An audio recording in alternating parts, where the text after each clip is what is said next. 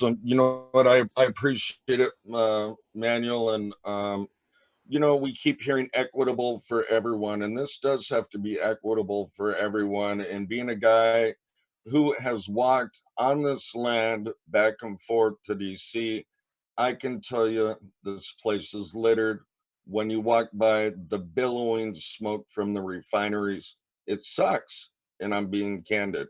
It sucks. It's not good for us, and it's got not good for Mother Earth, or it's not good for the little babies of the future. So we have one more speaker, and this will dive into our current situation, which is going on up the coast a little bit, and that's Chelsea. And I also want to give out a big shout out to Malika Marsden with the Green New Deal. I'm honored to be on the advisory committee board for that. It's really cool, it's exciting, and there are things we can do in the future. So, Chelsea, it's all yours.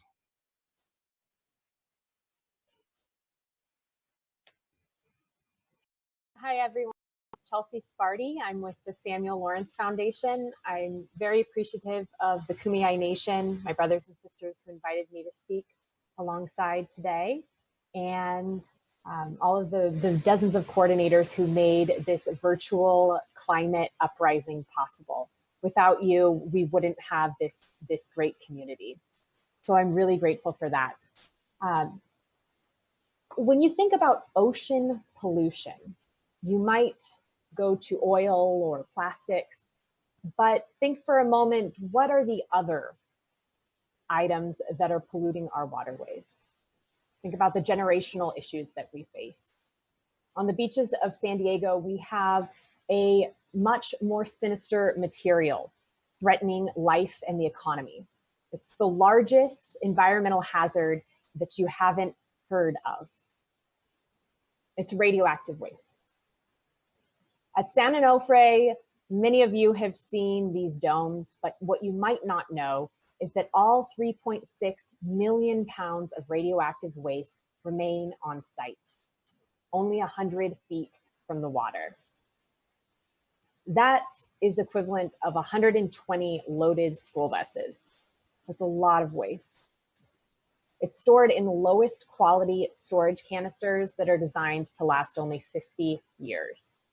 And radioactive waste, it stays lethal for 200,000 years. We know exactly who selected this 50-year solution to a 200,000-year problem. It's Southern California Edison, a regional utility company. Now, the Kumeyaay Nation and the Ahachiman Nation are well acquainted with Southern California Edison, because not only did they destroy the sacred land by building a nuclear power plant, they're also trying to swindle their brothers and sisters in neighboring tribes with the claims that these First Nations of Nevada and New Mexico want the radioactive waste. And it's just not true. The scary part is there are more than 65 cities and towns who are threatened with this radioactive waste problem. And all of those locations are being affected by these sloppy businesses who are making the storage decisions. We know in San Diego that Southern California Edison, one, knowingly built a nuclear power plant atop several several earthquake faults, that they hired somebody who installed the nuclear reactors backwards, and that they nearly dropped a 50-ton loaded canister of radioactive waste in 2018. Now, these are not people that I would trust to walk my dog, let alone store radioactive waste forever. Their goal is speed and greed. They work so fast so that they can keep the profits. It's happening right before our eyes. And in our lifetime, these thin storage canisters will degrade, and they're only 100 feet from the ocean. there's no validated repair procedure in place right now. And again, this material, it's deadly for 200,000 years. The beach is threatened with a lousy 50-year plan. And what we know from experts is that this material will likely be on site for over 100 years and possibly more. And we're stuck with a 50-year plan that might fail and likely will fail. There's two things that can reverse course. One, rapid deployment of renewables. This is why we need a Green New Deal. We know that renewables are cheaper, faster to deploy, and they pollute less than nuclear power. Nuclear power does not have a place in the Green New Deal. The second thing is our people power. We have great impact when we act together. By pressuring elected officials at the state, local, and federal levels, we can ensure that Congress will fully budget and enact the regulations that we need to keep this material safe for millennia and generations.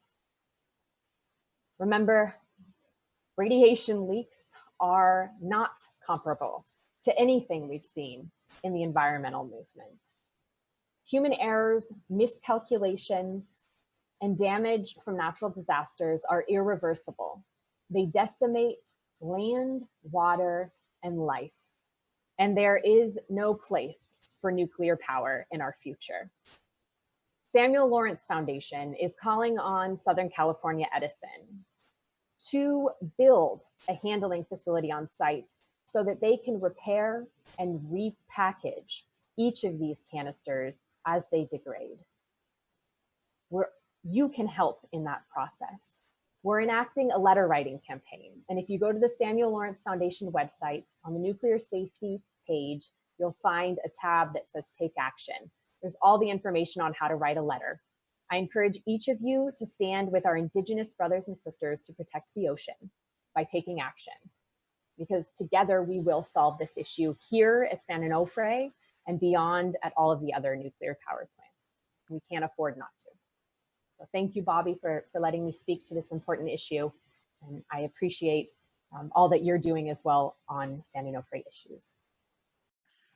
Thanks, Chelsi. Thanks, Bobby. Bobby, if you have any last words, we can just take like a couple seconds. Yep, just a couple of seconds. All you people out there, just remember, Mother Earth gives us life. We need to repay her back and help her out a little bit. We only have a little itty bitty time in our lives to help. So give it a shot, you guys. Much love and respect to all you guys.